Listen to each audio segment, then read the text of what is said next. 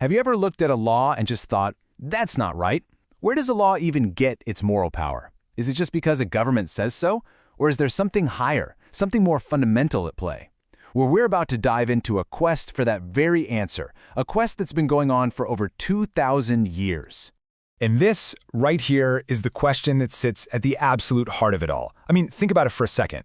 If a law is fundamentally cruel, or if it violates the very basics of human dignity, are you really obligated to follow it? This isn't just some dusty old philosophical puzzle. It's a question with literal life and death consequences. For millennia, some of the world's sharpest minds have wrestled with this exact problem. And many of them found a potential answer in a powerful idea they called natural law. It's the belief that there's a universal moral code that stands above any law made by kings, parliaments, or presidents. Okay, so you might be thinking, why are we digging up some ancient theory today? Well, it's because natural law isn't just about the past. It forces us to ask these massive, timeless questions that are, believe it or not, more relevant than ever. Just look at these questions. What gives a legal system its legitimacy? What are we supposed to do when faced with a truly unjust government? These are the bedrock questions behind modern human rights and international justice. Seriously, every time you hear a debate about universal rights, you're hearing the echo of these natural law thinkers. So to really get a grip on this powerful idea, we've got to travel back in time, all the way back to the bustling city-states of ancient Greece, where philosophers first started looking past their local customs to search for universal truths about justice. Now, this whole idea didn't just appear overnight. The blueprint was laid down over centuries. It really gets started with Plato and his search for an ideal society. Then his student, Aristotle, took the baton and connected law to human purpose. And later, it was sharpened and crystallized by the Roman statesman Cicero, who gave it one of its most famous definitions. Plato got the ball rolling with a pretty radical idea. He believed that the laws we see around us are really just flawed copies, like shadows on a wall, of a perfect, absolute form of justice that exists somewhere out there.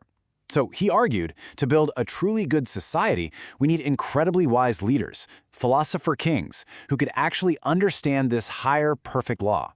Then, centuries later, the Roman orator Cicero takes this idea and makes it even more powerful. Just listen to this. True law is the right reason. What he's saying is revolutionary. This higher law isn't some secret knowledge only for wise philosophers. Nope, it's accessible to everyone through our own ability to reason. It's a universal standard for all people, everywhere. Okay, let's jump forward to the 13th century. A new major player enters the scene, Thomas Aquinas. He takes all these classical Greek and Roman ideas and merges them with a Christian worldview, creating one of the most influential legal theories in Western history. Aquinas was all about organization. He saw law as this incredible hierarchy, like a pyramid, where each level gets its authority from the one above it. At the very top, you have eternal law. That's God's master plan for everything. Below that is divine law, the parts of the plan revealed in Scripture. Then comes natural law, our ability to figure out that plan using our own reason. And only at the very bottom do you find human law, the day-to-day rules we make. And here's the kicker. For Aquinas, our human laws are only legit if they line up with those higher laws. So how do we know if a human law is legit? Well, Aquinas gives us a handy three-point checklist. For a law to be just, it has to be for the common good, not just for the rulers. It has to come from a proper authority, and its burdens, like taxes, have to be shared fairly. So think about a tax law. If it's passed by a tyrant just to make his friends rich, well, it fails the test on all counts. And this leads to a huge conclusion. Aquinas is basically providing a framework for civil disobedience. If a human law is so unjust that it goes against God's law, if it's tyrannical, then our ultimate duty is not to that ruler, but to the higher moral law. You have no moral duty to obey a law that's truly evil. For a while, natural law theory kind of fell out of fashion with a lot of thinkers. But then, in the 20th century, a global catastrophe happened that forced the entire world to look at these ideas again. After World War II, the world was absolutely horrified by the legally sanctioned atrocities of the Nazi regime. This wasn't just random violence. It was systematic murder and persecution carried out under the color of law. It forced legal thinkers everywhere to ask a terrifying question. Can a legal system become so twisted, so evil, that it stops being law at all? This sparked one of the biggest legal debates of the century. On one side, you had the natural law thinkers, who said the Nazi decrees weren't real laws because they violated fundamental morality.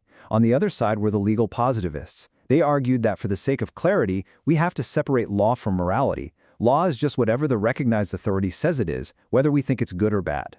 And out of this fiery debate came one of the most compelling voices, a guy named Lon Fuller. He offered this really cool, modern twist on natural law. He said, look, for something to even count as a legal system, it has to follow what he called an inner morality. This wasn't about the content of specific laws, but about the process of lawmaking itself. To explain this, Fuller told this brilliant little story about a clumsy, incompetent king named Rex. King Rex tried to make laws, but he failed in 8 spectacular ways. He kept his laws secret, he changed them every day, he made them retroactive, he wrote them in gibberish. You get the idea. Fuller's point was simple but profound. If you fail at these basic procedural duties, you haven't just created bad laws, you failed to create law at all. And bringing us even closer to today, you have the philosopher John Finnis. He offered a modern take on Aquinas, but one that doesn't necessarily depend on religion. He pointed to 7 basic goods, things like life, knowledge, and friendship, that he argued are just self-evidently valuable for any human being to have a good life. You don't have to prove they're good, they just are. And for Finnis, the whole point of a just legal system is to help people pursue these universal goods. Which leaves us with one final, very tricky question. Even if we all agree that there's a higher moral law or a set of universal goods, who gets to decide what they mean in practice? Who translates these big abstract principles into the actual laws we have to live by every day? That's the enduring challenge at the heart of natural law, a 2,500-year-old quest that continues to shape our search for justice today.